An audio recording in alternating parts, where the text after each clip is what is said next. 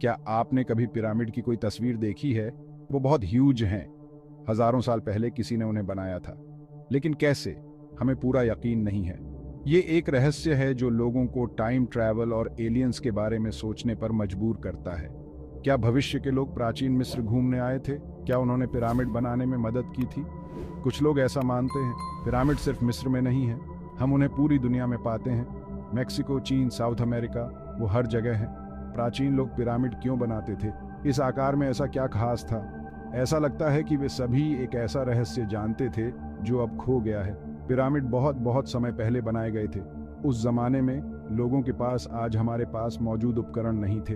ना क्रेन, ना ट्रक, ना लेजर। यकीन करना मुश्किल है कि वे उन विशाल पत्थरों को हिला सकते थे। उनमें से कुछ तो आपके घर से भी ज्यादा भारी हैं। तो उन्होंने ये कैसे किया? ये वो बड़ा सवाल है जिसका जवाब हर कोई जानना चाहता है।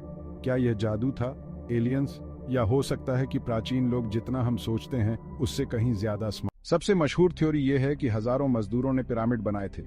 उनका कहना है कि उन्होंने भारी पत्थरों को ले जाने के लिए रैंप और रोलर्स का इस्तेमाल किया था।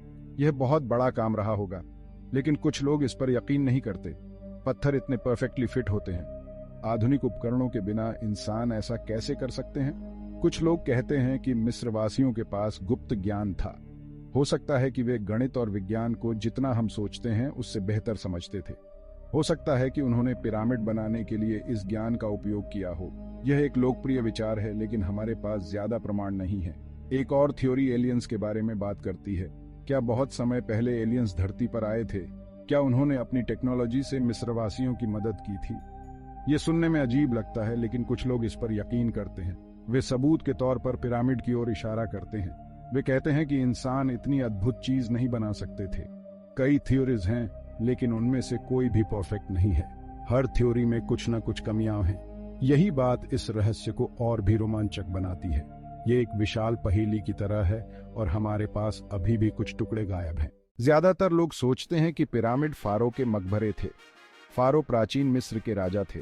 वे मृत्यु के बाद के जीवन में विश्वास करते थे और वे अपने खजानों के साथ दफनाए जाना चाहते थे।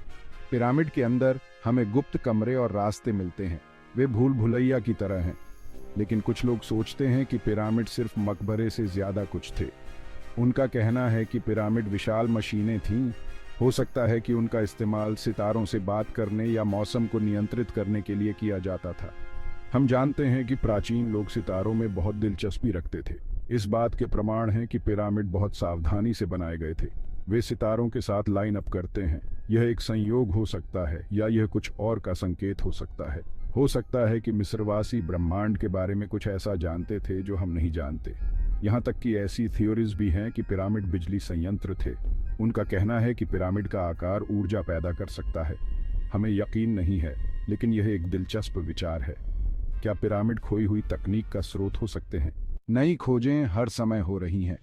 जब हमें लगता है कि हम पिरामिड के बारे में सब कुछ जानते हैं, तो हमें कुछ नया मिल जाता है।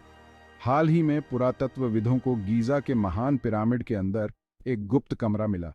अंदर क्या है, हम अभी नहीं जानते। उन्हें ग्रैंड गैलरी के ऊपर एक बहुत बड़ा वॉइड भी मिला। यह एक बड़ी खाली जगह है और कोई नहीं जानता कि यह वहां क्यों है। कुछ लोग सोचते हैं कि यह एक और गुप्त कक्ष हो सकता है। हो सकता है कि इसमें वे जवाब हों जिनकी हम तलाश कर रहे हैं। ग्राउंड पेनेट्रेटिंग रडार जैसी नई तकनीक के साथ हम पिरामिड को छुए बिना ही उनके अंदर देख सकते हैं। इससे हमें हर समय नई खोजें करने में मदद मिल रही है। कौन जानता है कि आगे हम कौन से रहस्य उजागर करेंगे? पिरामिड का रहस्य अभी भी जिंदा है। हर नई खोज हमें और भी ज्यादा उत्सुक बनाती है।